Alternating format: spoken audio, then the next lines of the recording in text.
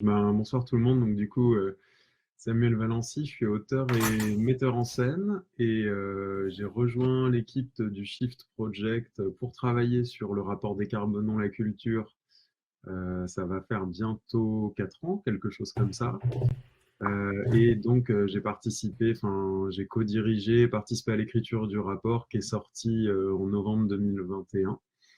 Et puis, par ailleurs, je sais pas, certains et certaines ont peut-être vu mon travail artistique. J'ai fait plusieurs spectacles, dont l'inversion de la courbe, Coupure, et bientôt un nouveau spectacle la saison prochaine, voilà.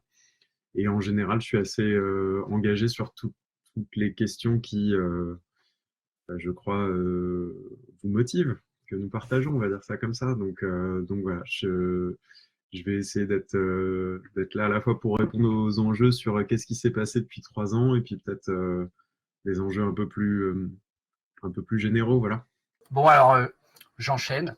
Dans l'idée, aujourd'hui, c'est un jour de fête, car c'est les 3 ans du Cercle thématique culture. Et avec toi, Samuel, il va y avoir 3 temps. On va commencer pendant une demi-heure à parler de la décarbonation, grosse erreur de frappe sur cette diapo, de la culture. Ensuite, on parlera des nouveaux récits.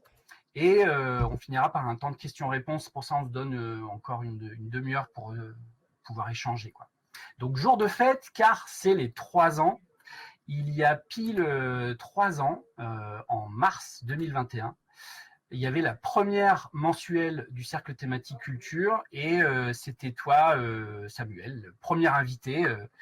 Et suite à quoi, qu'est-ce qui s'est passé entre ce moment-là et, qu'est-ce qui a fait, pardon, que il y a eu cette première mensuelle. Et ben pour ça, je vais donner la parole à Laurent Baraton pour qu'il nous raconte ce qui s'est passé en septembre 2020. Oui, est-ce que vous m'entendez? Très bien. Super. Alors maintenant, vous allez me voir parce que je suis tellement beau qu'il ne faut vraiment pas rater ça. Voilà. Merci à vous. Je fais juste un petit rappel. Quand Samuel interviendra, pensez à bien couper vos micros parce que comme on enregistre la conversation, ça sera bien. Alors, qu'est-ce qui s'est passé en fait, j'ai replongé dans mes archives. Alors, je vais la faire en mode ancien combattant un peu.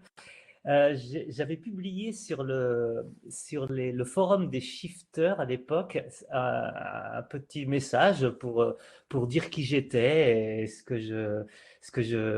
pourquoi je m'inscrivais sur le forum des shifters. Et ça, c'était en août 2020, donc pendant la période du confinement.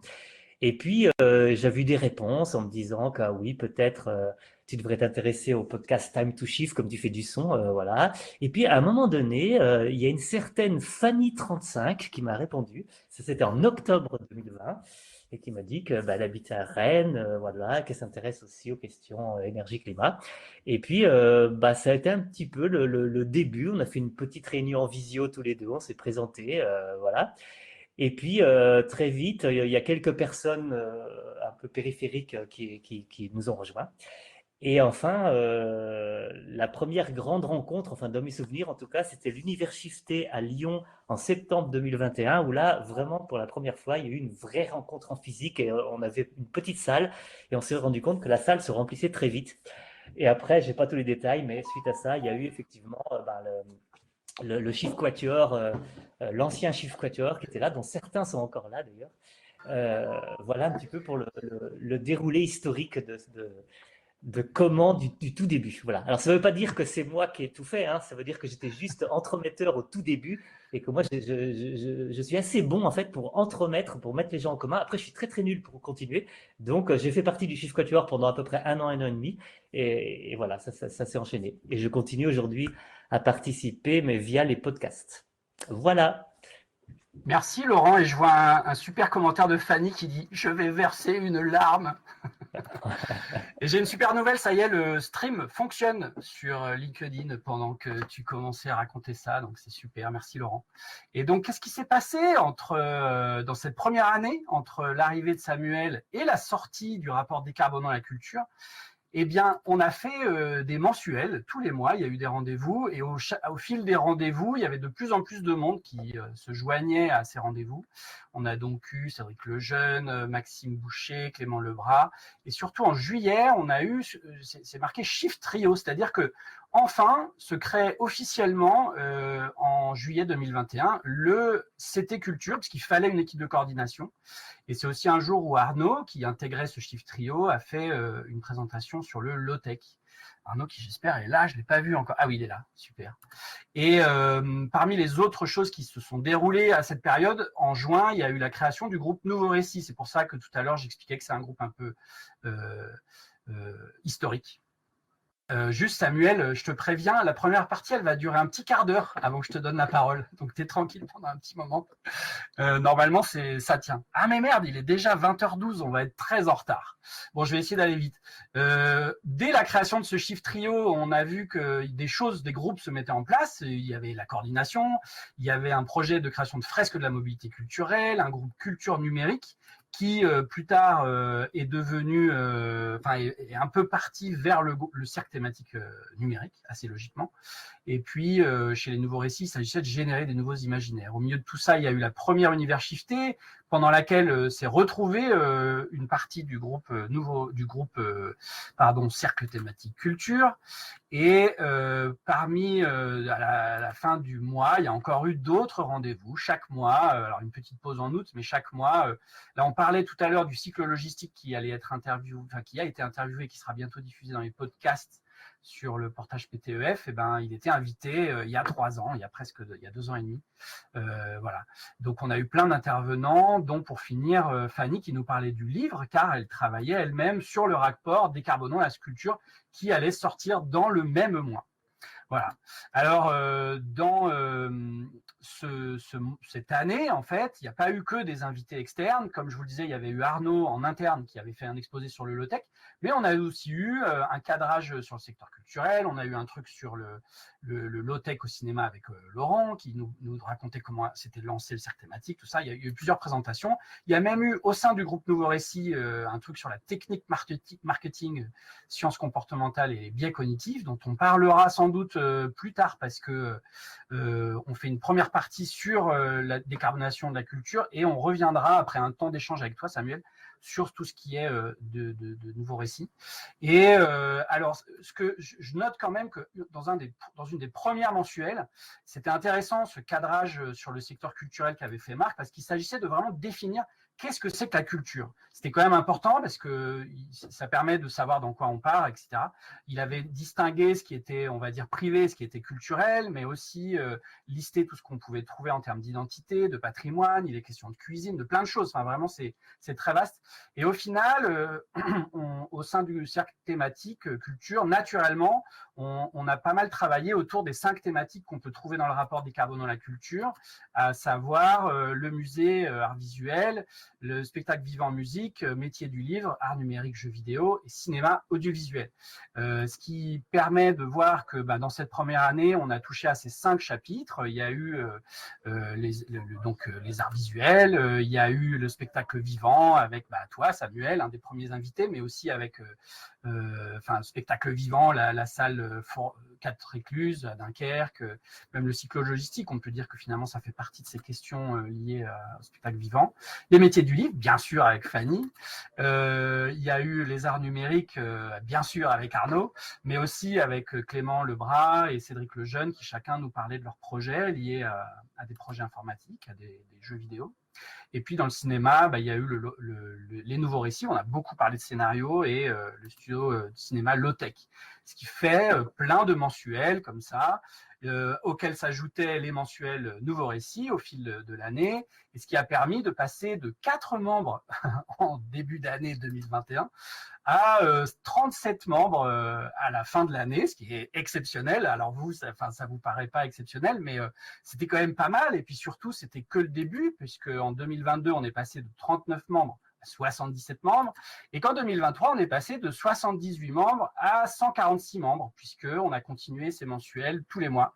Et à chaque fois, ça venait venir plus de monde. Ça nous permet de voir les membres historiques en janvier 2021 sur cette carte et voir au fur et à mesure des mois qui avancent qu'on est de plus en plus nombreux pour arriver maintenant, là, actuellement, à 157 membres, répartis dans toute la France, un peu partout, ce qui permet de rêver des choses sur la décarbonation de la culture, dans plein d'endroits en tout cas.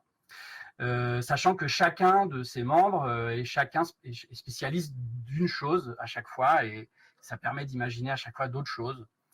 Voilà.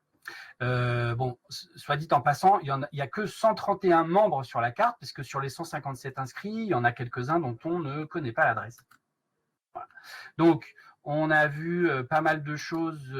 Ah oui, la dernière année, l'année où on est passé les 100 membres en juin 2023, c'est une période où on a voulu faire un sondage pour mieux connaître qui sont les membres de ce CT Culture, parce qu'on commençait à être nombreux, ça devenait compliqué, on ne se connaissait pas forcément tous.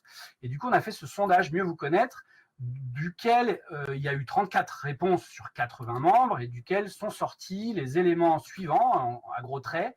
Il y avait 22 membres qui étaient dans plutôt le milieu du spectacle vivant et de la musique, et 5 membres plutôt dans le cinéma, 7 dans la muséographie, 1 dans les jeux vidéo, 5 dans les métiers du livre, et 14 des pros dans la transition énergétique.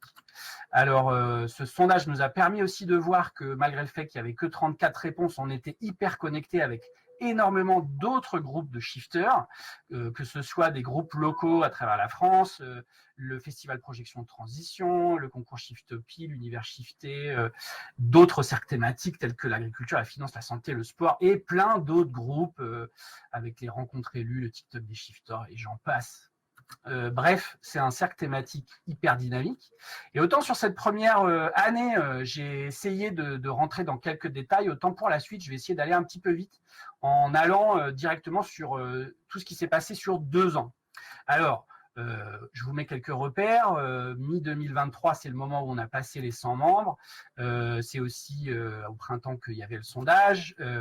Et puis, un des repères emblématiques, c'est l'arrivée du PTEF, dont parlait Léo tout à l'heure, et puis qui a été donc créé quelques mois avant les élections présidentielles. Comme repère historique, il y avait aussi les 2 univers shiftés qui ont toutes les 2 lieu en juin. C'était à Lyon en 2022, à Nantes en 2023. Des emblématiques pour les shifters, pas forcément pour tout le monde, mais en tout cas, ça permet d'avoir quelques idées clés. Et à partir de la sortie de ce PTEF, il y a eu ce qu'on appelle le portage PTEF. Alors, je vais peut-être passer la parole à Cyril, du coup, pour qui nous parle de ce portage PTEF. Qu'est-ce que tu en penses, Cyril ? Tout à fait possible. J'essaie de lancer moi aussi ma caméra. Yes. Tac. Bonsoir à tous. C'est un peu bizarre de parler du portage PTEF alors qu'on n'a pas encore vraiment présenté le rapport, parce que c'est le portage PTEF, il vient en fait dans la continuité du travail qui a été fait autour du rapport Décarbonons la culture. Mais effectivement, on est en 2022. Le rapport a été présenté. Samuel, tu contredis si je dis des bêtises, mais ça devait être en fin d'année 2021 sur la version finale. Et le CA des shifters se dit, il faut notre fonction, c'est de porter à connaissance les travaux du Shift Project.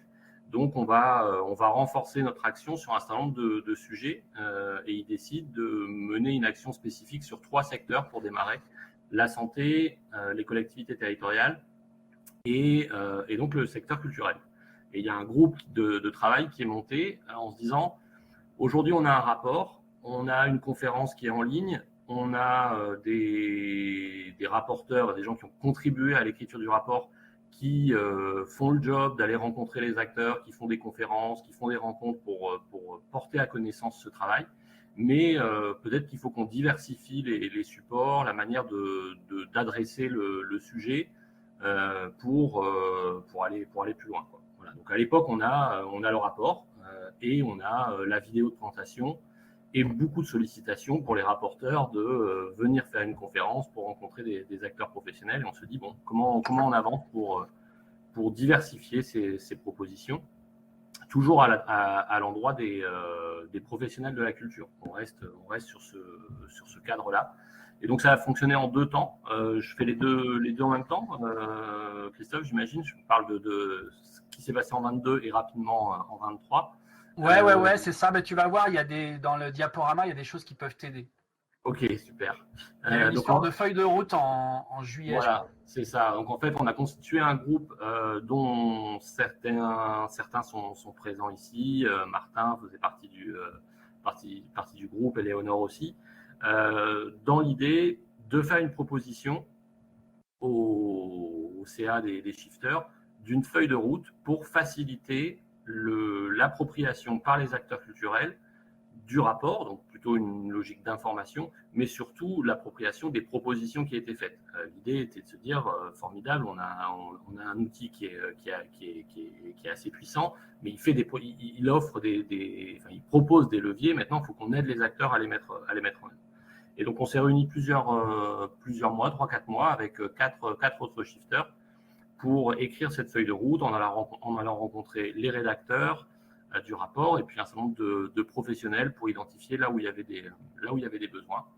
Et on a construit une feuille de route autour des 2 objectifs que j'évoquais là.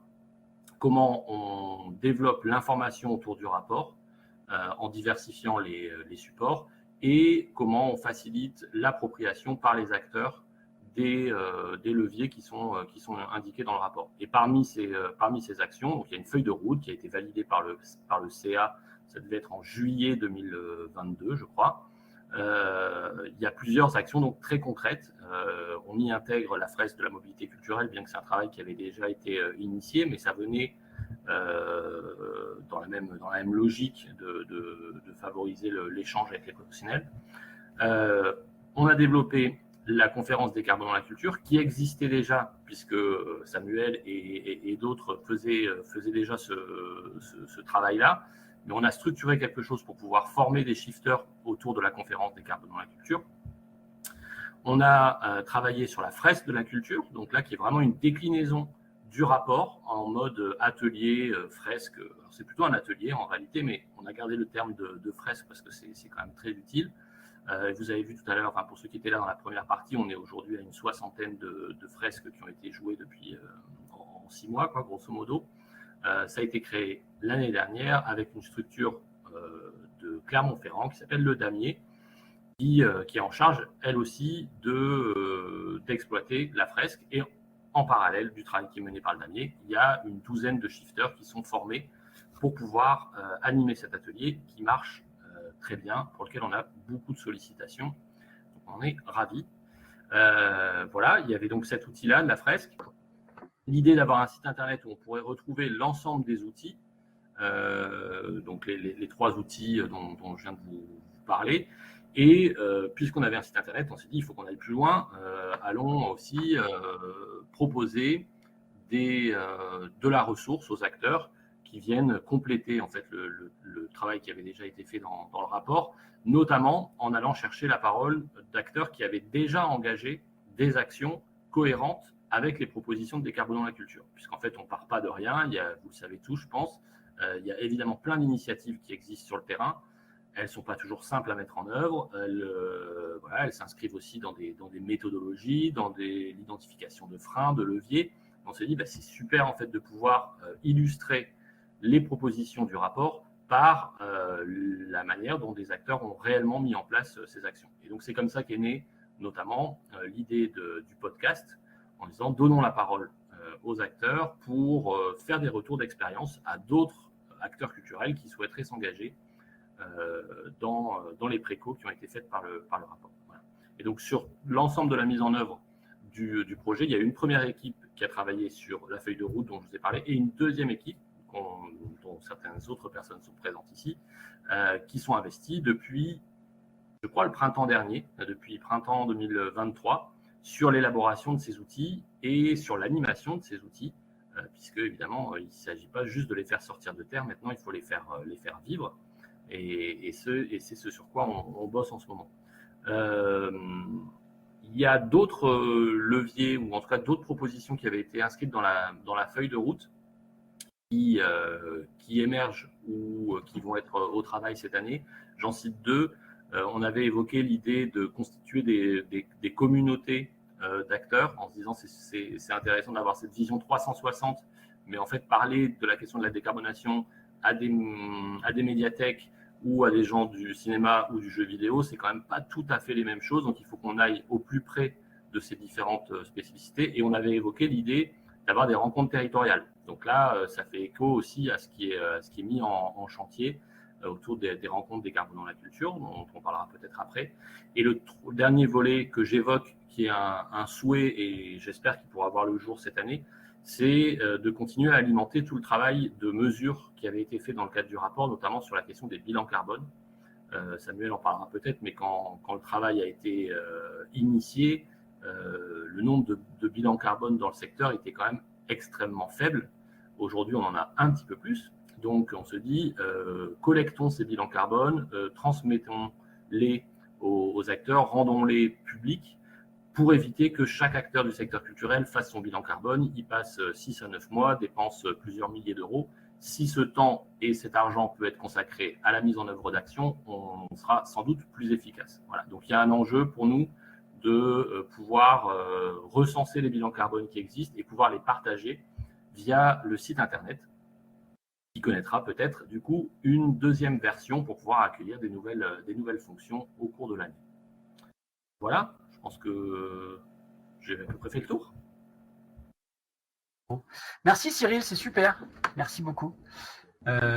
Et d'ailleurs, donc alors nous, par rapport à tout ça au sein du CT Culture, quand on suivait de loin ce qui pouvait se passer, on imaginait que c'était énorme vu ce qu'il en sortait, mais voilà, du peu qu'on pouvait faire, on s'est mis à créer donc ce groupe de travail événement CT Culture, qui était lui-même un peu la suite de quelque chose qui avait été initié à Ramonville en avril, non, c'est quoi? C'est trop petit pour que j'arrive à voir janvier, février, mars, avril, ouais, ça doit être avril, et partenait en novembre. Et du coup, au sein de ce groupe, on essayait d'imaginer comment on allait en créer d'autres, des événements comme ça, justement, comme tu disais, pour se trouver, se rencontrer et faire ensemble. C'est toi, Muriel, qui disais ça très bien tout à l'heure. En fait, une des suites, c'était un peu un hasard. Au moment où se créait ce groupe, le groupe lyonnais était à la demande d'un événement de la sorte. Et du coup, il y a un petit groupe qui s'est monté. Il y a eu un super événement qui s'est créé en octobre 2023.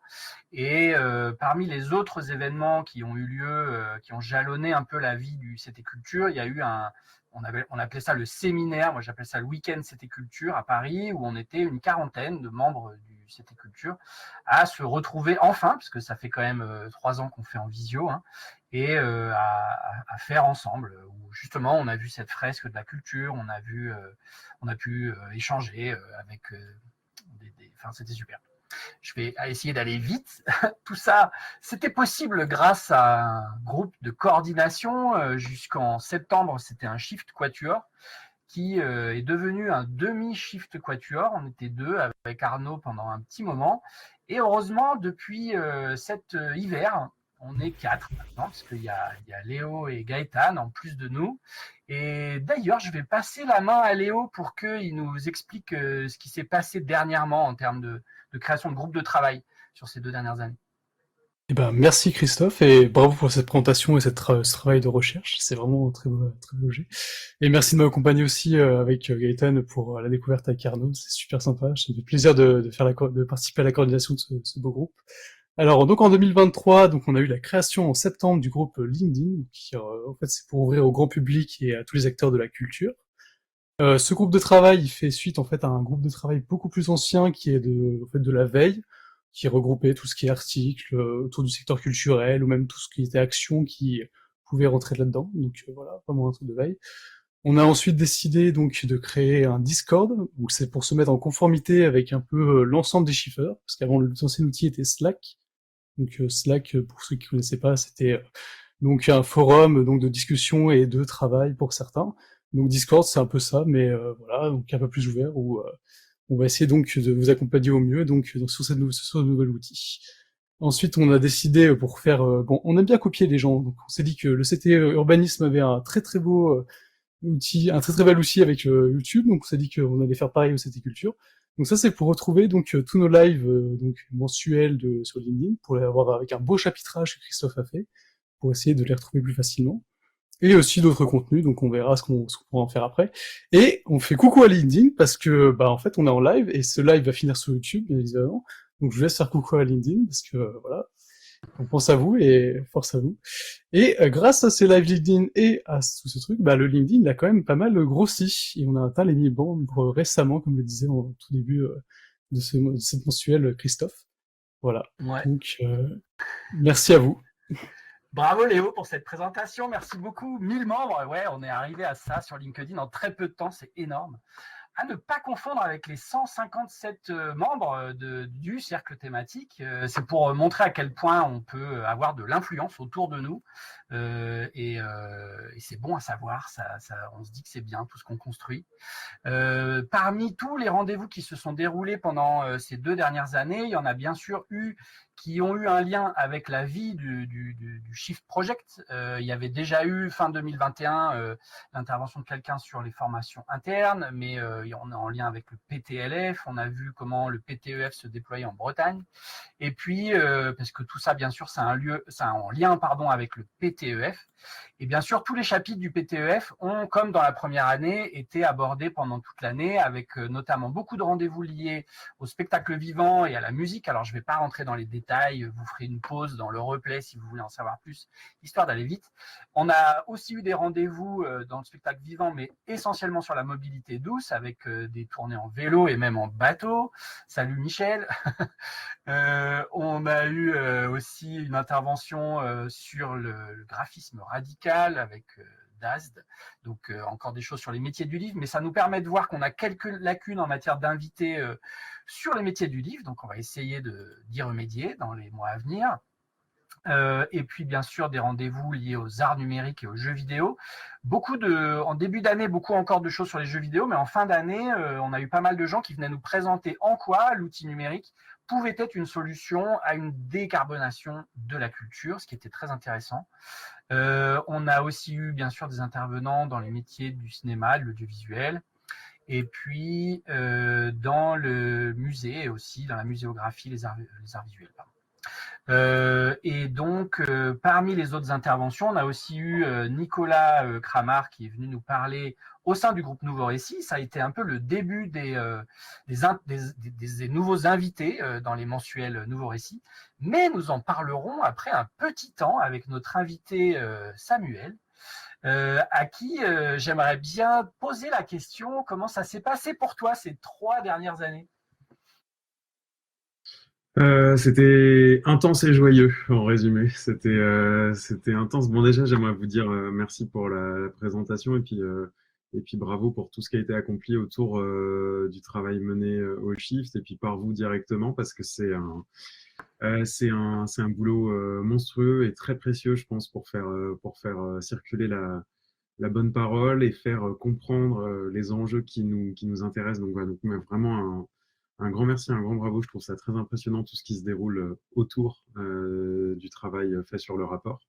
Et non, c'était intense et joyeux. Intense parce que moi, je m'étais engagé au sein du Shift Project sur le rapport Décarbonons la culture.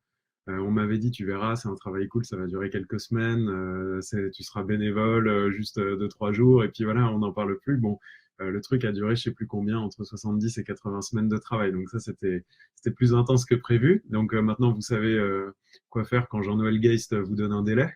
Hein, vous le multipliez par un facteur 40 et vous avez une idée à peu près de ce que sera la réalité.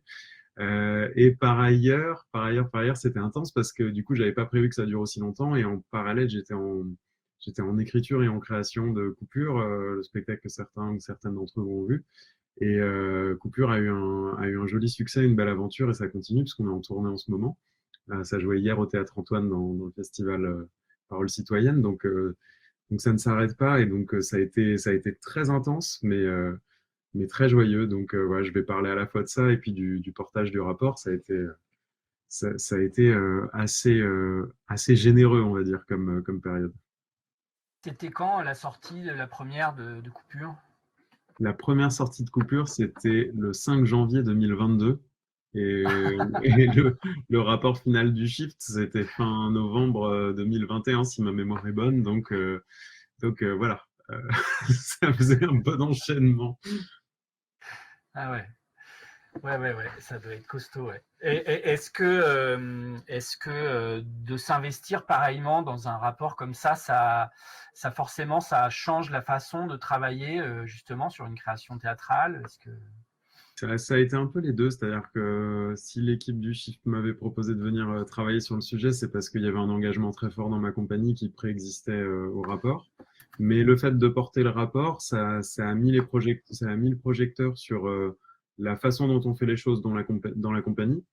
Je pense pas que ça ait mis tant le projecteur sur la partie création parce que bah, si le spectacle est pas bien, ça prend pas. Enfin, je vais être un peu court, mais c'est le fait d'avoir porté le rapport la même année a peut-être eu des conséquences, on va dire, institutionnelles. Donc, qui est venu voir le spectacle, mais après que ça fonctionne et que ça circule, ça se joue pas là, malheureusement. Qu'est-ce qui fait qu'on aime une œuvre? Ça, je saurais jamais. Mais enfin bon, toujours est-il que oui, ça a mis un peu les projecteurs sur la manière de produire les spectacles et du coup, nous, on s'est beaucoup plus structuré.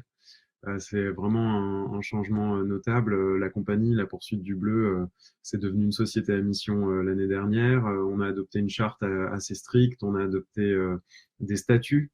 On a adopté beaucoup de mesures sur les inégalités en interne, mais aussi sur le bilan carbone. Enfin bon, il y a eu beaucoup de choses de faites. Je pourrais rentrer dans le détail après quand on parlera de la compagnie, mais c'est sûr que ça nourrit le travail et que ça oblige à dire encore la marche, ouais. Comme on a bien avancé dans le temps, je vais peut-être, parce que normalement, à partir de et demi, on disait qu'on parlait des nouveaux récits. Du coup, ce que je vous Moi, j'ai propose, du c'est... temps, hein, donc Ouais, bah, c'est j'ai cool. pris le temps ce Mais soir, du coup, donc voilà. ce que je propose à tout le monde, c'est qu'on s'y tient à cette espèce de timing, mais comme ça, on se donne beaucoup de temps sur les questions-réponses à la fin de la mensuelle, dans une demi-heure à peu près. Mais sachant que si ça se trouve, on l'attaquera plus tôt. Alors, on l'a vu pendant l'univers shifté de Nantes en septembre 2023, l'imaginaire était hyper présent.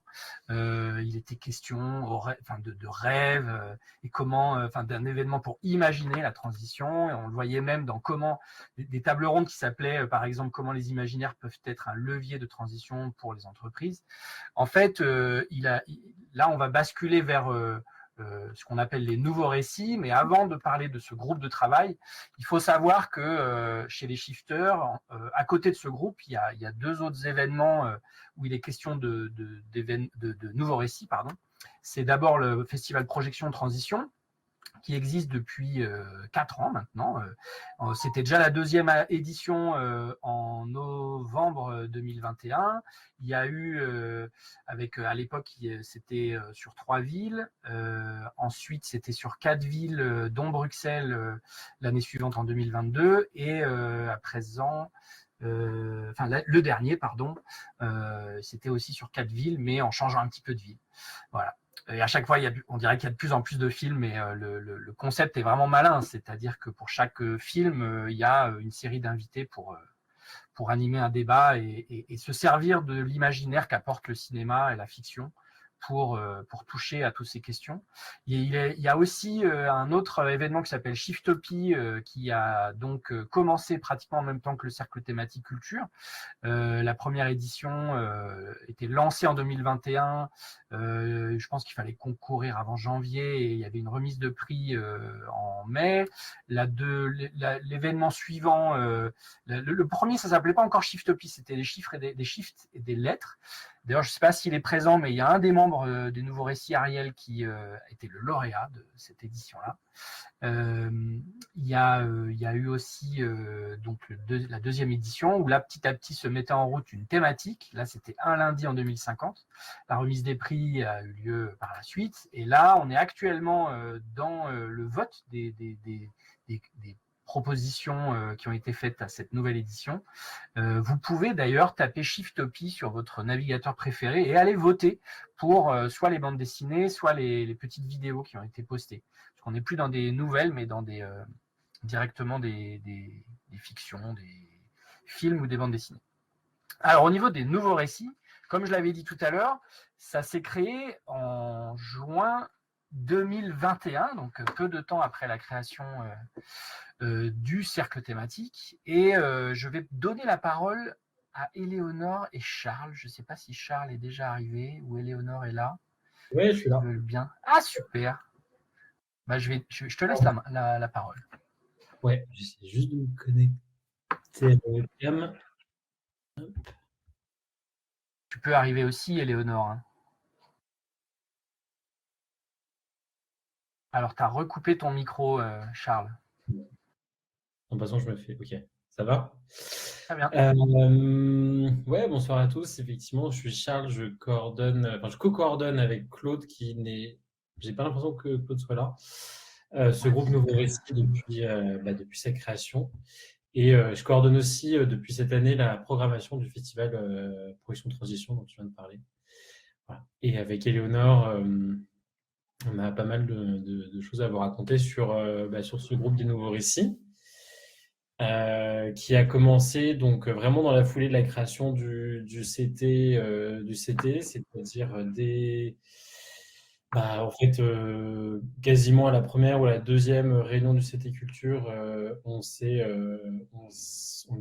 senti que ce sujet était intéressant et important, donc on a lancé un petit groupe de travail donc avec Claude et puis rapidement avec d'autres personnes. On a participé, donc au début ça a commencé de manière un petit peu, comment dire, on a essayé d'abord de définir et on n'a toujours pas réussi ce que sont les nouveaux récits.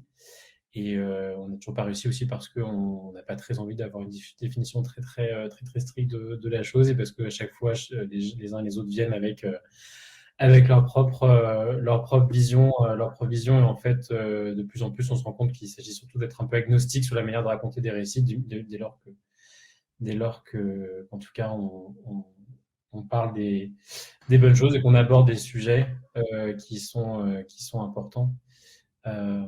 Après, savoir le ton ou la manière d'en parler, ça appartient surtout aux artistes. Donc comment est-ce qu'on a structuré ça? Donc au début, on a participé à des formations d'écriture collective, notamment un atelier d'écriture franco-allemand qui s'appelait Calista, organisé par Calista et Pixetic. Ensuite, Éléonore nous a, je ne sais pas si tu nous en parlais, Éléonore, mais nous a fait une présentation justement sur les marketing et le biais cognitif. Ah oui, c'est vrai, c'est marrant, j'avais presque oublié. Je venais juste de rejoindre le groupe des Nouveaux Récits et à l'époque, je faisais un métier, j'étais product manager, donc j'étais en charge de la création de produits digitaux pour les compagnies aériennes et je me disais, mais dans mon métier, on sait très très bien utiliser les biais cognitifs pour vendre des choses dont les gens n'ont pas besoin et capter leur attention. Et je me disais, il y a sans doute moyen de faire pareil dans les récits. Et donc j'avais fait une petite présentation pour expliquer ce que je savais du sujet et ouvrir des pistes de réflexion sur comment on pouvait s'en emparer dans le monde des récits sans tomber ni dans l'idéologie, ni dans la propagande, ni rien. Mais je me disais, il y a peut-être des choses à creuser quand même.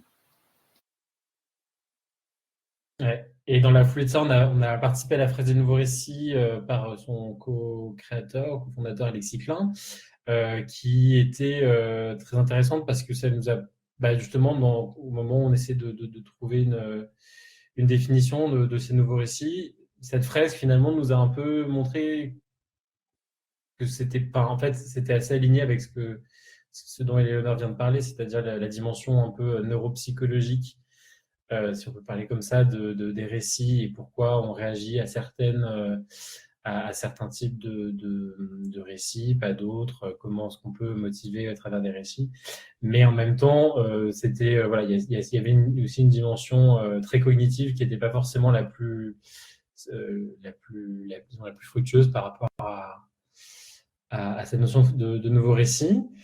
Ensuite, on a continué. On se rend compte tous les mois. On est à peu près maintenant. Alors, on est une cinquantaine dans la mailing list. On n'est pas une cinquantaine à chaque mensuel. On est plutôt une dizaine. C'est pas toujours les mêmes 10 personnes, mais voilà. Et on essaye d'inviter depuis quelques temps des invités qui viennent nous parler de certains sujets qui peuvent être inspirants, qui peuvent être aussi d'autres manières d'utiliser les nouveaux récits ou de les aborder. Donc, on a reçu Vianney Langui d'Allocation Climat. On a reçu, il y a une de nos membres qui s'appelle Isabelle Allard qui est partie dans un tour du monde en vélo, sans argent, sans pétrole, sans électricité, enfin voilà, quasiment sans rien, avec son mari et son enfant quand même. Et donc elle est venue nous raconter ça et comment, cette expérience, typiquement comment ça pouvait connecter avec nous des récits sur lesquels on travaillait, etc. Et puis, comme le disait tout à l'heure Christophe, on a commencé à partir de décembre dernier à être un peu plus assidus sur les invités. Donc, on a reçu Nicolas Cramard du musée de la nature de Lausanne pour nous parler de son exposition Anthropocène. C'est vrai que spontanément, les nouveaux récits, ça parle plutôt à des arts non dramatiques ou narratifs, mais en fait, l'idée, c'est justement par ces rencontres, c'est de trouver aussi d'autres personnes qui activent des nouveaux récits à leur manière. Donc, Nicolas Cramard pour la musique, plutôt pour la muséographie. On a reçu des consultants de chez BL Evolution, qui est un cabinet de conseil pour des entreprises, qui ont sorti un recueil de nouveaux récits qui s'appelle La France à 2 degrés, dans lesquels ils traduisent sous forme de récits les recommandations qu'ils font normalement à des entreprises privées. Donc ça, c'est un peu pour les différents invités et formations qu'on a pu faire. Pour les actions et les ateliers, on a eu 2 participations à l'univers Shifté, donc à Lyon en 2022 et à Nantes en 2023. Éléonore va vous parler de l'atelier Refait le film, et avant ça, j'avais donné moi-même un atelier qui s'appelle Une écologie du mythe, qui est un atelier que je donne plutôt pour les auteurs, les personnes qui sont dans l'écriture, pour essayer de repartir à la racine de la forme dramaturgique et essayer de voir ce que ça donne, ou plutôt ce que ça dit de notre rapport au monde, de notre rapport à notre hubris, notre rapport à la consommation, notre rapport à la nature, etc. Et qu'en fait, il y a pas mal de choses du logiciel écologique ou anti-écologique qui sont codées déjà dans la manière même dont on raconte nos histoires. Et donc ça, c'est un atelier qu'on a pu faire tous ensemble et que j'ai pu réitérer. Alors oui, pardon, et il y a Some Like It Cool, mais si tu vas juste un peu après, voilà, que j'ai pu réitérer avec le même atelier Refait le film qu'Éléonore a donné à Nantes pendant le week-end du Cité Culture. Et entre-temps, Éléonore n'a pas chômé non plus. Ouais, alors en effet, c'était quoi? Déjà fin 2022, un peu dans la lignée de la présentation que j'avais faite là, j'ai créé un compte Instagram qui s'appelle Some Like It Cool, en référence au Certain Lame Show de Billy Wilder. Et en fait, c'est un compte Instagram qui s'intéresse plus aux anciens récits qu'aux nouveaux, c'est-à-dire dont l'objectif est de déconstruire de manière un peu humoristique les angles morts qu'on voit toujours dans les fictions audiovisuelles, donc plutôt cinéma, série. C'est-à-dire des choses qu'on voit toujours à l'écran et qui apportent franchement rien au récit et qui ont tendance à alimenter un peu nos habitudes et nos modes de vie et de consommation. C'est un compte Instagram, alors c'est très très niche, aujourd'hui il y a 400 followers, c'est pas un énorme succès, mais au départ je l'avais pensé plutôt comme un truc à destination du grand public, et ce qui est marrant, c'est que dans mes followers, aussi peu nombreux soient-ils, j'ai beaucoup de professionnels de l'audiovisuel, beaucoup de scénaristes, beaucoup de médias, de l'audiovisuel, beaucoup de gens du secteur, et en fait c'est un signal intéressant parce que ça veut dire qu'il y a une vraie demande, et je pense qu'on en parlera après, du secteur pour réfléchir à ces sujets-là. Voilà, et en tout état de cause, donc ça a un succès tout modéré, mais c'est très rigolo à faire, et ça a servi de germe pour faire cristalliser d'autres projets, et notamment l'Observatoire des Imaginaires. Donc ça aura au moins eu cette vertu-là, c'est de générer d'autres choses derrière. Donc voilà, c'était très chouette d'avoir fait ça. Et du coup, dans la lignée de Some Like It Cool, est né cet atelier qu'on a fait à Nantes l'année dernière, dont le titre est un peu pourri, mais on pourrait en imaginer un mieux. En fait, l'idée, c'est de prendre... C'est un atelier qui est plutôt à destination, enfin, qui est à destination du grand public, parce que comme je ne suis pas du tout moi-même, ni autrice, ni rien du tout, je me permettrai absolument pas d'aller donner des conseils à des professionnels. Mais c'est un atelier où on prend en fait 2 gros succès Netflix, d'ailleurs les 2 plus gros succès de la plateforme, un film américain et un film norvégien, je crois. Et à partir du synopsis détaillé du film avec des images, j'invite les gens en fait en petits groupes à déjà analyser ce qu'ils ressentent du film. Qu'est-ce que dit le film de notre rapport au monde, au vivant, à la consommation, etc. Et de jouer à le réécrire. Alors réécrire, c'est un peu ambitieux, mais au moins à dire, voilà, si je devais changer les personnages, le lieu de l'action, comment ça... Garder la même intrigue et les mêmes enjeux, mais dans un cadre vraiment différent. Et en fait, c'est marrant parce que c'est un atelier qui plaît beaucoup. Je l'ai fait 2 fois, je l'ai fait aussi au festival Que du Feu à Lyon, qui est un festival de jeunes cinéastes. Et en fait, c'est très rigolo parce que ça plaît beaucoup aux gens et ça a la vertu de vraiment faire travailler leur regard de spectateur, en fait. C'est-à-dire qu'en se prêtant à l'exercice, ils se mettent à voir des choses auxquelles ils n'avaient jamais fait attention avant. Et ça, pour moi, c'est déjà un peu gagné parce que le gros enjeu de l'audiovisuel aussi, c'est que... Et le gros enjeu, en fait, des mécanismes d'influence sociale, c'est que quand on les conscientise, ils perdent beaucoup de leur force.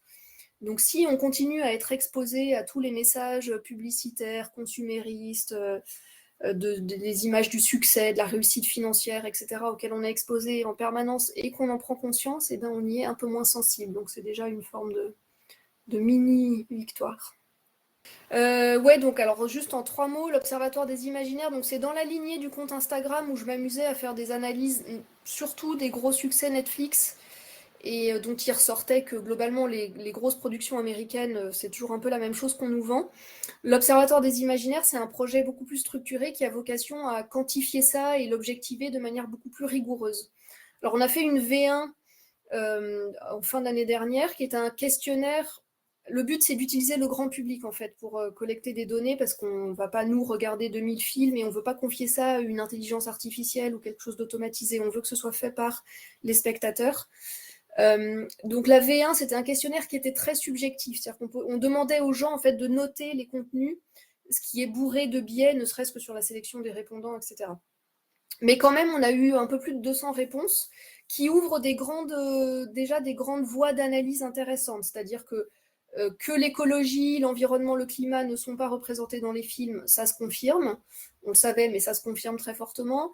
Qu'on véhicule encore très largement des imaginaires capitalistes ou des imaginaires d'accélération, d'abondance, etc., ça se confirme aussi. Que le vivant n'est pas représenté, ça se confirme.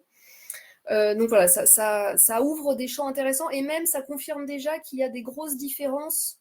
Alors on va être un petit peu chauvin, mais entre par exemple du cinéma américain ou des séries américaines et du cinéma français, il y a déjà des choses assez différentes qui émergent. Donc ça prouve qu'il y a des champs d'analyse intéressants. Et donc la V2 sur laquelle on est en train de travailler avec l'aide des bénévoles de Data for Good, c'est quelque chose qu'on veut beaucoup plus objectif dans la méthodologie. C'est-à-dire qu'on ne va pas demander aux gens de mettre des notes, on va leur demander d'écrire ce qu'ils ont vu. Est-ce que les personnages prennent l'avion? Est-ce que les personnages habitent dans un logement rénové, etc. Et pour nous aider dans la grille d'analyse, on s'est beaucoup appuyé sur le PTEF, parce qu'on travaille assez fortement en proximité avec le Shift sur ce projet-là. Et du coup, on s'est beaucoup appuyé sur les grands secteurs du PTEF, en tout cas ceux dont on sait qu'ils sont systématiquement présents dans les films. Donc la mobilité, l'emploi, l'habitat, voilà, des choses dont on sait que quel que soit le contenu regardé, on va avoir des éléments à apporter. Et donc on est en train de recréer quelque chose qui est beaucoup plus objectif, qu'on va essayer de faire appuyer par un peu un tampon académique aussi. Et j'espère, le but, c'est un observatoire, donc le but c'est de faire un premier snapshot et après de le mettre à jour régulièrement et de voir comment toutes ces représentations évoluent.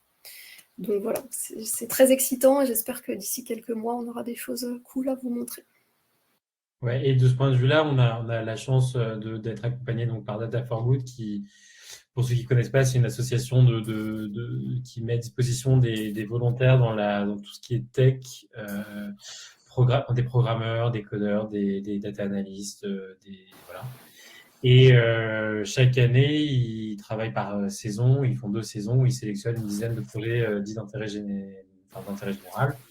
Et notamment, ils avaient accompagné Quota Climat à leur début. Et donc là, ils nous accompagnent sur la création d'un site internet dédié, la structuration du questionnaire, la structuration des données, création de logos, de choses comme ça. Donc c'est hyper encourageant et donc ils nous mettent vraiment, ils nous aident vachement. Et donc je comprenais pas très bien le terme d'accélération avant d'avoir accéléré. Et même si ça nous aide à déconstruire dans la vie, c'est quand même bien pratique dans la Ouais. de temps en temps. Donc, c'est vrai que c'est une super opportunité et voilà. Et il est possible qu'à l'image de la fresque de la mobilité culturelle qui était née dans le CT Culture, cet observatoire sorte des shifters, Ouais. quelque chose comme ça, pour des raisons Alors, de structuration ou de... C'est un ouais, peu, Bah, vas-y, Charles, vas-y. bah, disons qu'en fait, la structuration aujourd'hui, on est très suivi par le Shift qui s'intéresse beaucoup à ce projet, mais en même temps, est-ce que le Shift, ça va pas être une trop grosse machine ou est-ce qu'il ne faudrait pas que ce soit un projet plus indépendant parce qu'on essaye aussi de solliciter pas mal l'écosystème, alors à la fois l'écosystème un peu classique, plus sur les questions de transition écologique, donc l'ADEME, des fondations dédiées, etc. Mais aussi, l'idée, c'est ensuite d'aller notre objectif, nous, c'est un peu d'aller impacter ou jeter un peu un pavé dans la mare, notamment des diffuseurs, donc c'est-à-dire des chaînes de télé, des plateformes, pour leur dire, regardez, vous n'êtes pas sur les questions de représentation d'écologie à l'écran. On part du postulat que c'est une question qui intéresse le public. Peut-être qu'on se projette un peu, mais je pense que c'est quand même un sujet qui devient de plus en plus concernant. Donc voilà. Donc c'est un peu l'idée, c'est de leur dire, regardez, il y a un décalage entre les attentes de votre public et ce que vous montrez effectivement, et de leur donner des chiffres parce qu'ils aiment ça. Et donc voilà, c'est un peu l'objectif de cet observatoire. J'ai vu passer une question dans le chat, alors je la pose rapidement, même si idéalement il faudrait poser des questions qu'à la fin, mais comme ça, on est sur ce passage-là. Quels sont les labos qui accompagnent l'Observatoire des Imaginaires ou ceux que vous souhaitez associer? Mais après, je vous demanderai d'aller vite sur la suite pour qu'on arrive à être dans les questions dans pas très longtemps.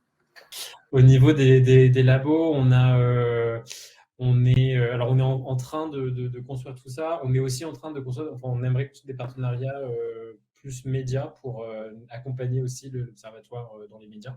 Donc je crois que vous en avez parlé au tout début de la réunion, mais si vous avez vous connaissez des journalistes notamment.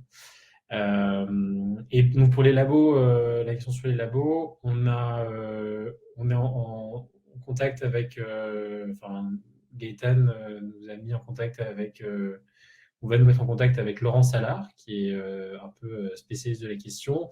Et puis, on est en contact aussi avec le master à Clermont, et entre Clermont et Lyon, qui s'appelle Strategy and Design for the Anthropocene, de Alexandre Monin. Et là, l'idée, ce serait potentiellement qu'ils utilisent, alors pas qu'ils travaillent sur la partie questionnaire elle-même, mais qu'ils utilisent les résultats. Parce que comme vous le disiez, Léonore, on a dû beaucoup retravailler le questionnaire pour qu'il soit le plus objectif possible, avec des questions qui vont donc être beaucoup plus un peu oui-non. Alors, est-ce qu'il y a une piscine? Est-ce qu'il y a un avion? Est-ce qu'il y a un truc comme ça?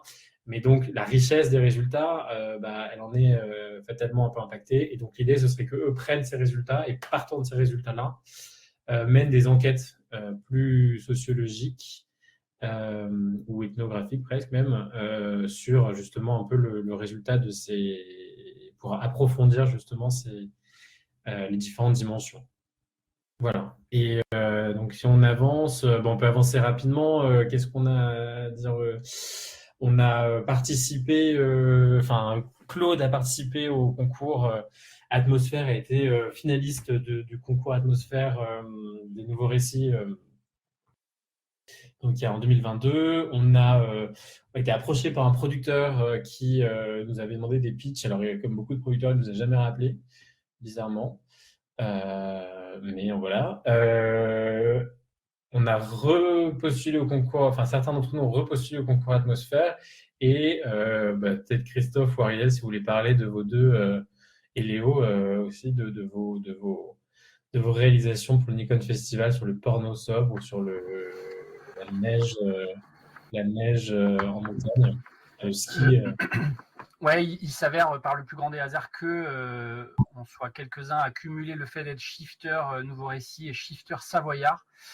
Cette accointance géographique nous a donné envie de faire des choses, et du coup on a participé 2 fois de suite au Nikon Film Festival. L'année dernière avec c'était le chiffre 13, on a déliré sur interdit aux moins de 13 ans, tout ça, donc on est parti sur un sujet sur le porno sobre, en parlant de l'empreinte numérique, bien sûr, des vidéos sur Internet. Et puis, cette année, le thème, c'était le feu dans le Nikon Film. À chaque fois, il y a un thème, et là, on est parti un peu loin, mais le résultat a l'air de bien marcher. Ça s'appelle Feu la neige, et c'est sur le fait qu'il n'y a plus de neige. Et c'est lié à un réchauffement. Alors, feu la neige, du coup, il y a quand même le mot feu pour être proche du sujet. Je vais peut-être vous redonner la parole sur la dernière partie qui concerne des choses qui se déroulent avec le Shift Project. Oui, également. Et tu peux peut-être mettre toute la slide. C'est que le Shift Project, enfin, alors un shifter scénariste qui s'appelle Alexandre Gossoyens, qui a écrit la série France 2 Astrid et Raphaël, que peut-être certains d'entre vous connaissent, a lancé avec Elodie Namer, qui est également scénariste et à la Cité européenne des scénaristes, et avec donc le Shift, notamment Emma Stockings, les rencontres scénario de transition. Et l'idée, c'est de faire se rencontrer, plutôt de faire des programmes de formation pour les scénaristes qui le désirent sur les questions énergie-climat. Donc, c'est faire rencontrer des scénaristes de télé. Je dis télé parce qu'aujourd'hui, on touche beaucoup de personnes de la télé, parce que les deux personnes qui ont lancé ça sont de la télé. Donc, c'est plutôt des réseaux télé, mais il y a aussi évidemment cinéma.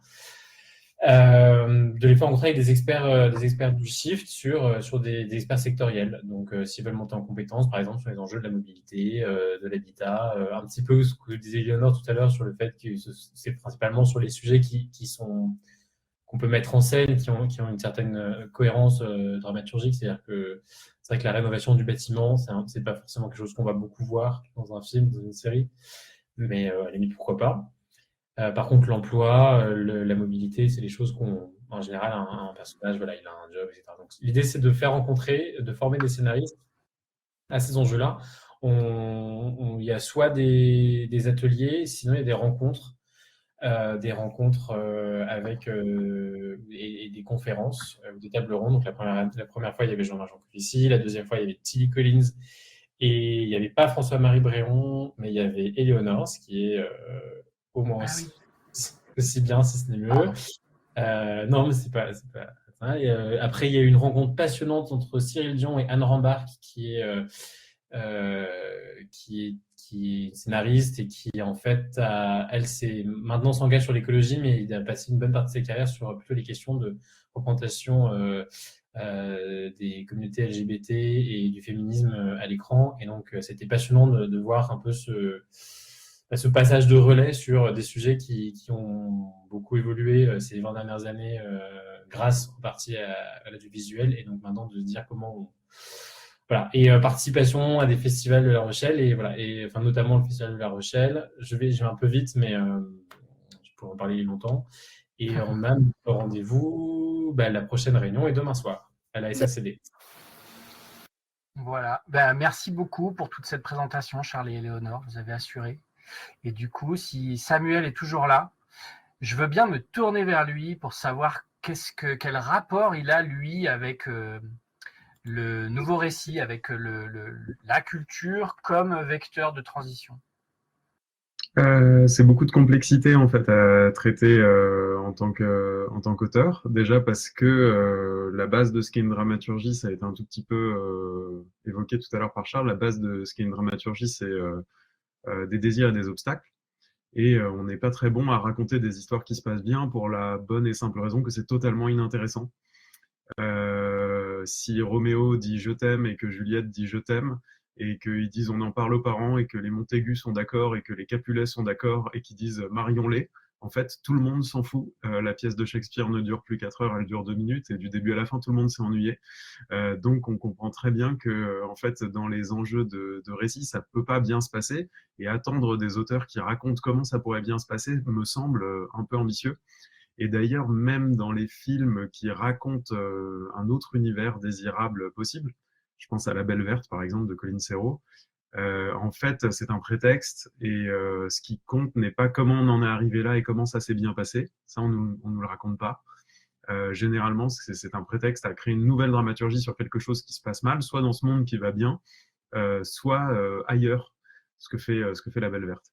Donc du coup, en général, c'est pas facile d'aborder ce sujet-là frontalement. Moi, c'est vraiment dans les thématiques de mes spectacles. À chaque fois, on me dit, vous faites un spectacle sur l'écologie, mais en vrai, je fais un spectacle sur une thématique qui finit par être nourrie par l'écologie, qui est le sujet qui est un peu au centre de ma vie. Du coup, je fais un spectacle sur la démocratie, et quand je fais un spectacle sur la démocratie, je mets une antenne relais de dernière génération dans une commune gérée par un maire écolo, et ça fait coupure de la même manière que les éoliennes dans un village espagnol ont fait asbestas, et en fait, ça raconte les mêmes controverses, comme dirait Bruno Latour. C'est-à-dire que l'écologie a un intérêt particulier pour moi en dramaturgie, c'est que c'est une zone de conflit, au sens où les réponses apportées aux questionnements écologiques traduisent des positionnements politiques très différents. Et ça, c'est extrêmement intéressant à traverser, à travailler au plateau et en écriture. Là, par exemple, sur l'image que tu as mise, Christophe, je prends le vélo pour aller à la gare, pour aller prendre le train dans Coupure. Mais toujours est-il que c'est pas parce qu'on fait faire des éco-gestes à nos héros qu'on transmet forcément le bon imaginaire. Prendre un ou deux exemples. Par exemple, Suits se déplace à vélo tout le temps, et il se déplace à vélo dans une ville qui est bondée par les bouchons, et donc le fait de prendre le vélo le rend plus rapide et plus productif. Et donc si devenir plus rapide et plus productif, c'est une victoire pour l'écologie, je trouve que ça pose tout un tas de questions. De la même manière que si mon héros il prend le train là, c'est pour aller s'empêcher un projet qui est décidé de très haut et qui tombe très bas, et donc qui fait très mal. Mais si mon héros il prend le train pour devenir milliardaire, comme Butch Cassidy, c'est ce que je disais à Éléonore à une table ronde où on s'est rencontrés, je sais pas en fait si c'est une vraie victoire pour l'écologie.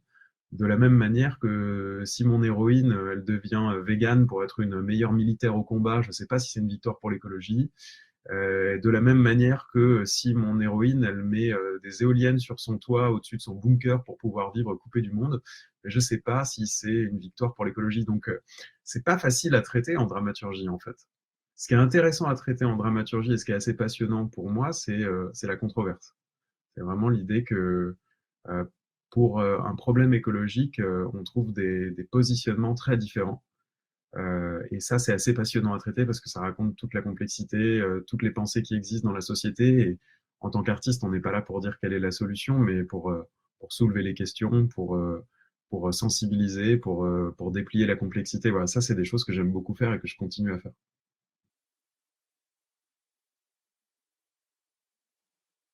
Waouh, merci Samuel pour cette réponse. J'ai l'impression d'être d'être à une mensuelle nouveau récit, c'est trop bien. Moi, c'est vraiment les sujets que j'adore. Je suis dans. Et d'ailleurs, je remercie Charles et Léonore parce que j'écoute la chaîne YouTube avec plaisir. J'ai écouté les dernières tables rondes. Ah yes, trop bien. Les invités nouveau récit. Et ben, du coup, c'est bien, ça fait plaisir. On fait pas ça pour rien. Est-ce que il y a des questions dans la salle, j'ai envie de dire, que ce soit sur l'activité de décarbonation ou sur l'activité d'auteur? Je vois qu'il y a des gens qui sont en train d'écrire. Alors, ouais, Herman, c'est le même lien pour la chaîne Nouveau Récit et pour la chaîne CT Culture. Il y a juste 2 playlists sur la même chaîne, mais je vais essayer de te trouver le lien que je vais t'envoyer dans. N'hésitez pas à allumer vos caméras et prendre la parole pour poser des questions. Hein. Soyez pas timide. Bonjour. Moi, j'avais une question pour Samuel. Je connais encore assez peu ton travail et c'est un tort d'ailleurs. Je vais essayer d'aller voir une de tes pièces. Ça me donne vraiment, en tout cas, envie de t'entendre parler là, t'entendre raconter un peu ta vision et t'entendre parler de ton travail. J'ai aussi acheté un bouquin qui est sorti récemment que j'ai pas encore fini et j'en suis pas arrivée encore à ta collaboration. C'est le bouquin Rendre le spectacle durable pour rester vivant. Voilà, ça a été coécrit par je crois une trentaine de personnes et j'en suis pas encore arrivée à ce que tu as écrit là-dedans. Donc du coup, mais j'en profite comme je te vois là aujourd'hui, j'en profite pour te poser la question directement parce que voilà, moi je me demandais juste d'où était née cette sensibilité, comment dire, pourquoi l'écologie t'a intéressé et comment aussi tu as réussi à embarquer ta compagnie sur ce sujet. Est-ce que c'est... C'est hyper difficile à dire. Je Ouais. sais pas exactement quel est l'événement déclencheur. Je pose moi-même souvent la question à des artistes engagés que j'aime beaucoup. Je sais pas quel a été l'événement déclencheur et quand bien même il y a des œuvres qui, je sais, ont eu un impact assez fort sur moi, soit des documentaires, soit des films, hein. Je sais que Demain de Cyril Dion à l'époque m'avait déjà sensibilisé. Je sais que par exemple Cospiracy, le documentaire sur l'impact de l'élevage bovin, m'avait vraiment touché.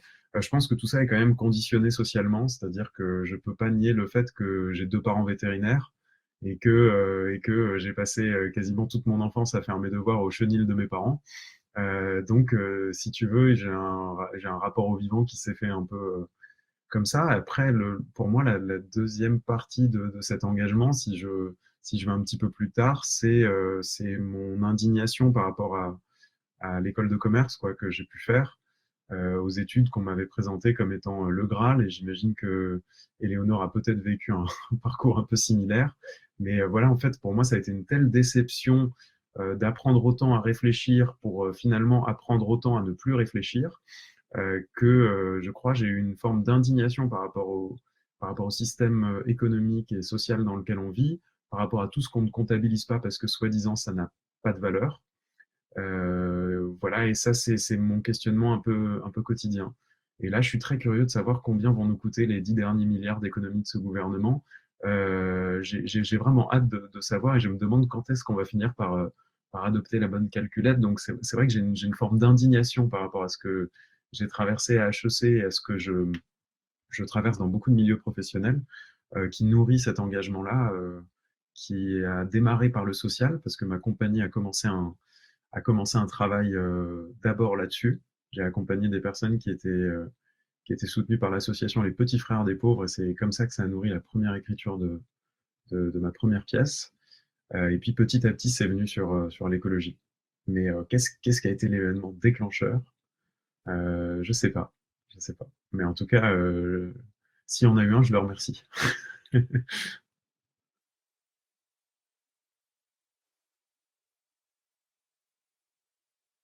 Ah, il y a Laurence Guesten qui voudrait un scoop. Elle demande un mot sur ta prochaine pièce. Ouais, bah, ma prochaine pièce s'appelle Made in France. Elle est en cours d'écriture. Et en gros, ça fait un moment qu'on essaie de parler de la désindustrialisation avec mon co-auteur, Paul Éloi. Et c'est très difficile parce qu'à chaque fois qu'on parle sérieusement de ce qui se passe dans l'industrie, on est pris pour des fous. Du coup, on s'est dit qu'on allait l'écrire comme des fous pour être pris au sérieux. Donc, on est en train d'écrire un spectacle dont le pitch, en gros, c'est quelqu'un qui est en prison, a priori pas grand-chose à voir avec l'industrie, et qui a des gros problèmes en prison parce il a dénoncé des co-détenus et il se fait prendre en peine aménagée. Donc, il a ses soirées en centre de détention et la journée, il va travailler à l'usine. Sauf qu'à son premier jour à l'usine, on annonce la délocalisation du site et la fermeture de l'usine. Donc lui comprend qu'il va tout perdre. Et à partir de ce moment-là, il va devenir le meilleur syndicaliste de l'usine, mais pour se sauver lui. Voilà. Et l'usine va devenir va devenir le whirlpool de la campagne présidentielle, donc quelqu'un de totalement incompétent à un poste beaucoup trop lourd pour lui va rencontrer des gens très compétents qui n'ont pas beaucoup de pouvoir. Euh, en gros, c'est à peu près ça qu'on essaie de faire. Donc c'est une grande comédie sur la désindustrialisation, et surtout ce qu'on va raconter, c'est à quel point à la fois les pouvoirs politiques, mais aussi ceux qui s'engagent sur ces sujets-là, s'intéressent assez peu à ce qu'on fabrique dans ces usines. Euh, ça, c'est souvent intéressant. Donc, on va dézoomer en dernier tiers de spectacle. J'en dis pas plus parce que ça laissera du suspense pour découvrir. Mais voilà, on cherche toujours un décalage comique. Un décalage comique sur comment est-ce qu'on traite ces sujets-là pour les rendre populaires, quoi.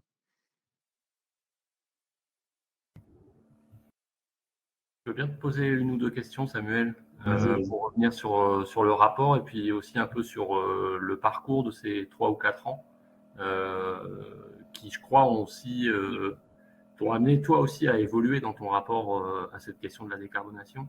Peut-être la première sur, tu en parlais sur l'angle dramaturgique, mais je sais que la dimension politique, elle est pour toi hyper importante. Pour toi, qu'est-ce qu'il a produit avec un peu de recul, qu'a produit pour toi d'un point de vue politique, au sens de faire bouger un peu les lignes et de mettre en débat le rapport? Comment tu lis ça avec un peu de recul? À quoi il a servi? Qu'est-ce qu'il a pu produire de ton point de vue?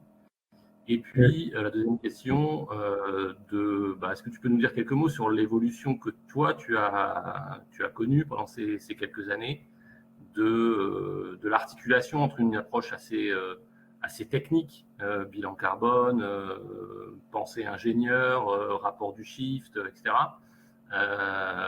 qui a été utile, et donc je te questionne là-dessus, mais comment tu as évolué aussi sur l'articulation avec la dimension culturelle, au-delà de la question des nouveaux récits, mais de l'importance de l'évolution des représentations culturelles. Voilà, comment toi, tu as évolué sur cette perception et comment tu l'articules aujourd'hui, comment tu articules ces deux dimensions aujourd'hui? Sur ce qu'a produit le rapport, déjà, il a produit beaucoup de rencontres, que ce soit dans le groupe Shift Project comme autour via les shifters. Il a rassemblé beaucoup. Et surtout, ce qu'a produit le rapport, qui pour moi est le plus intéressant, c'est la nécessité d'un positionnement. Ce qui a beaucoup changé depuis la sortie du rapport, c'est qu'avant, il n'y avait pas de problème. Quand on parlait aux acteurs culturels, leur bilan carbone n'existait pas. Leur activité n'avait pas d'impact comparé à tout le reste. Et on a bien fait comprendre que la culture faisait partie du reste et même activait le reste. C'est un exemple que je prends souvent, mais si vous enlevez le festival d'Avignon de la ville d'Avignon, les hôteliers, les restaurateurs, ils perdent 60% de leur chiffre d'affaires. Donc on comprend très bien que la culture, ça n'est pas que la culture et qu'elle interagit avec le reste du système et très fort. Je prends souvent l'exemple du numérique aussi, c'est la quasi-totalité de la consommation, mais bref, c'est pas à vous que je vais le raconter, je sais que vous le savez aussi bien que moi. Ce qui est sûr, c'est que ça a permis de positionner les acteurs. C'est-à-dire qu'avant, il n'y avait pas de problème, donc il n'y avait pas de positionnement politique à avoir par rapport au problème. Quand on a sorti le rapport, il y a eu un premier positionnement qui est arrivé, et puis quand il y a eu la crise ukrainienne, le rapport était déjà là pour se positionner. Donc ça, je pense que c'est les deux utilités majeures du rapport. Par ailleurs, ce qui a été important, c'est quand même que ça a pénétré à la fois dans des grosses institutions, l'Opéra de Paris, pas mal de centres dramatiques nationaux, de scènes nationales, etc. Moi, dans mon milieu du spectacle vivant, Fanny pourrait parler, et toi aussi, d'autres réseaux. Par ailleurs, ce que je vois, c'est que ça a pénétré beaucoup les syndicats, puisque le Syndeac s'est positionné, le Prodis s'est positionné, à tel point qu'il a adopté une feuille de route très ambitieuse, en tout cas dans les mots, donc on verra la traduction en actes. Mais je crois que vraiment Hermine, qui travaille au Prodis sur ces sujets-là, est très très engagé et sincère, donc j'ai pas de doute sur le fait qu'il y aura des résultats. Et puis ça a obtenu des positionnements aussi des DRAC et du ministère, avec notamment à la fois des rapports, mais aussi des circulaires du type mieux produire, mieux diffuser dans le spectacle vivant. Donc je crois quand même que ça a changé le spectre politique et surtout les positionnements par rapport à la controverse, un peu comme on en parlait tout à l'heure en dramaturgie. Je suis dans un rapport extrêmement complexe au travail que je mène au sein du Shift Project, exactement comme par rapport au travail que je mène au sein de ma compagnie, pour répondre à ta deuxième question. D'un côté, je sais bien que le rapport du Shift Project est un merveilleux cheval de Troie, c'est-à-dire qu'il a permis de faire rentrer les sujets d'écologie et aussi du vivant dans plein d'institutions pour qui la question ne se posait pas. Et donc en ça, l'approche technique a fait du bien parce qu'elle était accessible à beaucoup de gens qui sont des techniciens dans leur métier. Et d'un seul coup, on le traduisait en actes dans leur métier. Donc ça leur permettait soit de sortir de la dissonance cognitive, soit de se libérer en termes de parole parce qu'ils n'osaient pas en parler avant. Donc ça, c'est quand même un phénomène positif. De l'autre, je le dis moi-même quand je présente le rapport Décarbonons la culture, ça n'est pas un problème technique. C'est vraiment un problème culturel qu'on a. Le fait de compter les émissions de CO2 ne va pas nous changer culturellement. Mais par contre, ce qu'on peut se dire, c'est que commencer à le faire, c'est un choix éthique. Ça communique, si vous voulez. Et de l'autre côté, dans ma compagnie de théâtre, je me dis, c'est quand même un peu paradoxal de se dire que tu lis un rapport du GIEC et tu vas écrire un spectacle. Enfin, je veux dire, c'est quand même complètement fou. Et en même temps, on sent bien que c'est pas une histoire de véracité. Je veux dire, si le vrai dictait l'état du monde, tout le monde pourrait lire un rapport du GIEC et de fait, des conséquences se traduiraient en termes d'action politique de manière extrêmement forte. C'est pas ce qui se passe. C'est le faux qui dicte le monde. C'est le « il était une fois » qui dicte le monde. C'est le fait qu'on soit tous d'accord sur le fait qu'on va réagencer des faits pour leur donner du sens qui dicte le monde. Et ça, Nancy Houston et Cyril Dion l'ont très bien raconté. Mais ce que je veux dire, c'est que c'est paradoxal de se dire à la sortie de la lecture d'un rapport du GIEC, en fait, il n'y a rien de mieux et rien de plus dérisoire à faire que d'écrire une autre histoire.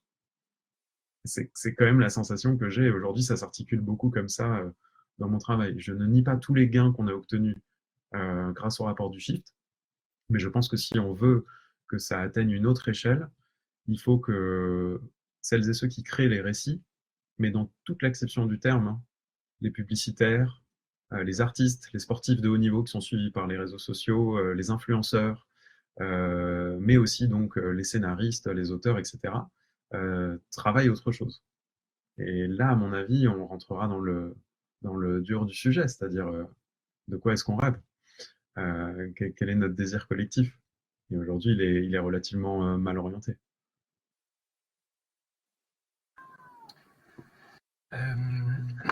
On approche de 21h30. Je ne sais pas s'il y a beaucoup d'autres questions, mais moi j'en aurais une. C'est une question sur l'avenir, les perspectives. Je sais qu'au sein des shifters, on a entendu parler du PTEF 2. Je me demandais si des équipes étaient engagées sur la décarbonation de la culture, sur ce V2, et puis sinon, et puis toi en général, qu'est-ce que ça veut dire avoir été chef de projet du rapport Décarbonons la culture? Est-ce que ça s'arrête là? Ça s'est arrêté il y a 3 ans ou est-ce que ça continue encore? Non, parce que j'ai continué à porter le rapport via des conférences et des ateliers jusqu'à il y a quelques mois. J'ai décidé, moi, d'arrêter de donner ces conférences parce que, comme je le disais plus tôt, je l'ai beaucoup fait. Puis au bout d'un moment, quand tu as formé les syndicats, la ministre de la Culture, alors pas celle-là, la précédente, je pense pas être appelée tout de suite par Rachida Dati, mais peut-être qu'elle me fera mentir. Toujours est-il que quand tu as formé tous les syndicats, beaucoup de directions de lieux culturels, la ministre et son cabinet, toutes les DRAC, à un moment tu te dis bon, j'ai peut-être fait le job, quoi, donc je vais laisser la main à d'autres. Et puis donc jusqu'à il y a quelques mois, ça continuait de m'occuper beaucoup, donc ça s'est pas du tout arrêté il y a 3 ans. Aujourd'hui, c'est surtout une expérience importante parce que ça nourrit énormément mon travail en production. Et aussi, ça a continué à me donner une légitimité pour m'impliquer à des échelles politiques qui me tiennent à cœur, puisqu'on parle de l'avenir. Là, pour le prochain festival d'Avignon, alors moi, j'y serai pas, on me pose la question. En tout cas, j'y serai en tant que spectateur. J'y serai en 2025 avec ma prochaine pièce. Mais pour le prochain festival d'Avignon, ça y est, le fret ferroviaire est en cours de lancement et c'est grâce au rapport du Shift. Et du coup, les décors des compagnies vont venir pour la première fois par fret ferroviaire pour une 30aine de compagnies cette année, avec un objectif de passer à 100 l'année suivante, avec un objectif que ce soit généralisé pour les années d'après. Et ça, c'est lié au rapport du Shift et au fait qu'avec l'équipe du rapport, on a pris la carte de France. On a dit, sur les 1500 spectacles, il y en a 1100 qui sont sur le même axe ferroviaire. On pourrait peut-être faire quelque chose, quoi. Donc Donc voilà, ça c'est un exemple très concret pour l'avenir. Pour le PTEF version 2, on m'en a brièvement parlé. J'ai répondu que ça ne m'intéressait que si c'était pour essayer de toucher des influenceurs culturels et de travailler plus cet axe sur les récits. Ce dont on m'a parlé, c'est qu'il n'y aurait pas un nouveau grand chantier culture, mais que ce serait peut-être plutôt une mise à jour des données existantes ou un approfondissement des données existantes. Voilà, donc c'est tout ce que je sais pour l'instant.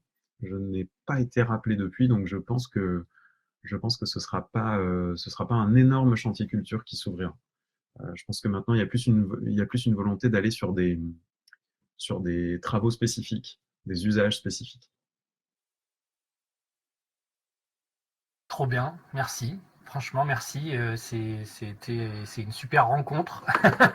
Et puis ça permet de voir tout le chemin qui a été fait depuis 3 ans. C'est colossal. Enfin, nous, on se rend même pas compte parce que, enfin, on voit à notre petite échelle ce qu'on a pu faire avec les uns, les autres, ou de construire un réseau, ça compte aussi. Mais on se rend pas compte de tous ceux que tu arrives à toucher, et c'est super de l'entendre, de se dire qu'il se passe des choses à des échelles plus grosses encore.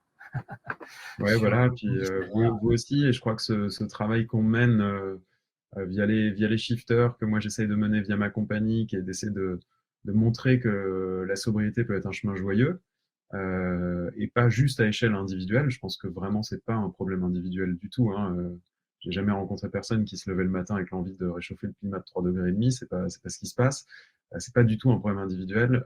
Et ça fait vraiment du bien d'avoir ces moments collectifs et ce travail collectif qui va dans le même sens de oui, ça peut être joyeux, ça peut être sympa. C'est pas que de la privation, c'est pas que de la détresse. Au contraire, la réponse la plupart du temps est via c'est qu'on arrive à partager ici, et je pense que c'est précieux.